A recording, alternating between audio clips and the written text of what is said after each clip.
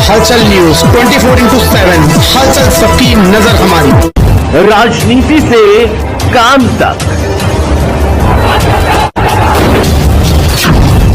अपराध से अंजाम तक,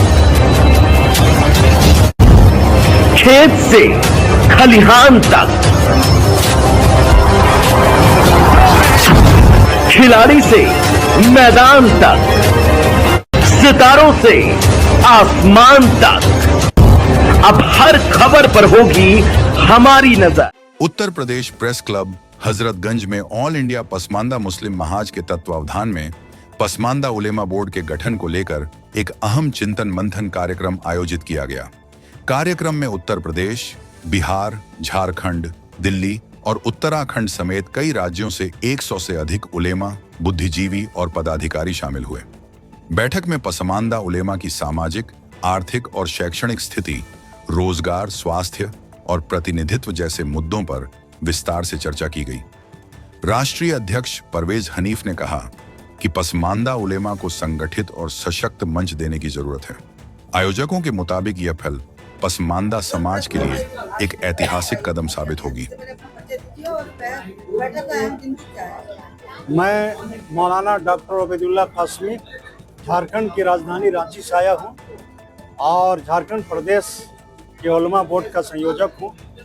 आज की बैठक ऑल इंडिया मुस्लिम पसमानदा महाज और उलमा की एक संयुक्त बैठक बुलाई गई है, जिसमें उलमा बोर्ड के गठन के तौर पर विचार विमर्श किया जाएगा कि पसमानदा मुस्लिम महाज का एक विंग उलमा बोर्ड की शक्ल में हो, इसलिए कि उलमा बराह रास्त मुस्लिम समाज से जुड़ा हुआ होता है और इसकी आवाज़ आवाम और जनता तक पहुंचती है।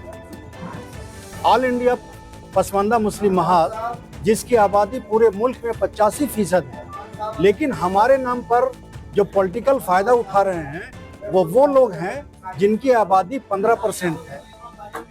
15% वाली आबादी हमारी भीड़ का फ़ायदा उठा करके, हमारी भीड़ और हमारी तादाद का फ़ायदा उठा करके सरकार से वो तमाम लाभ उठा रही हैं जो हमारा अधिकार था। वो मुसलमानों को अधिकार देने की बात करते हैं, वो हर सरकार में बोर्ड निगम बनाने की बात करते हैं, लेकिन जब सरकारें बोर्ड निगम बनाती हैं तो उसमें पसमानदा उलमा या पसमानदा इंटेलेक्चुअल या पसमानदा पॉलिटिकल लीडर नहीं होते हैं। उसमें वो लोग होते हैं जिन्होंने हमारी भीड़ का इस्तेमाल किया है, जिन्होंने हमारी आवाज़ का इस्तेमाल किया है, जो अपनी सभाओं में सिर्फ हमको नारा लगाने के लिए बुलाते हैं। लेकिन ये समाज जाग गया है, अब हम नारा अपने लोगों के लिए लगाएंगे, अब हम भीड़ अपने लोगों के लिए जमा करेंगे। ये उसी के मंथन के लिए है कि उलमा को जो पसमानदा है और पसमानदा समाज से ताल्लुक़ रखते हैं, उनको अपनी आवाज़ खुद लगानी चाहिए, दूसरों की आवाज़ नहीं माननी चाहिए।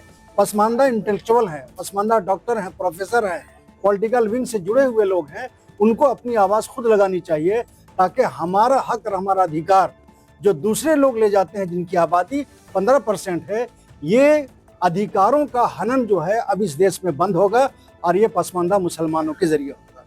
आपका कहना है धर्मनिरपेक्ष इंडोनेशिया देश मॉडल की जरूरत है जी, किस हिसाब से?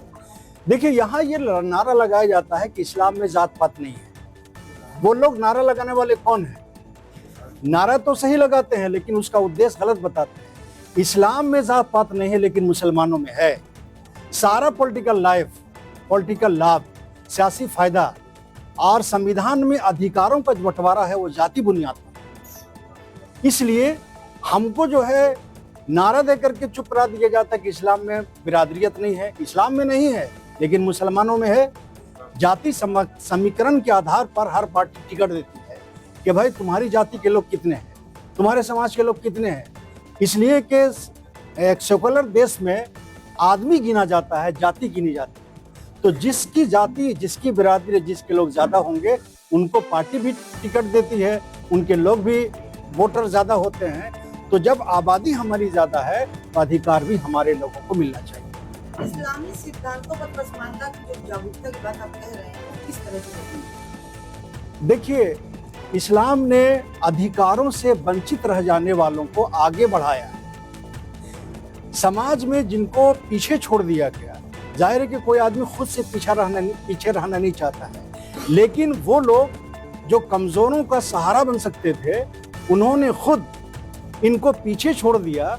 उसी को पसमानदा कहा गया है, उसी को पिछड़ा कहा गया है, और संविधान में भी इसको अधिकार दिया गया है, और इस्लाम में भी पिछड़ों को आगे बढ़ाने की बात कही गई है।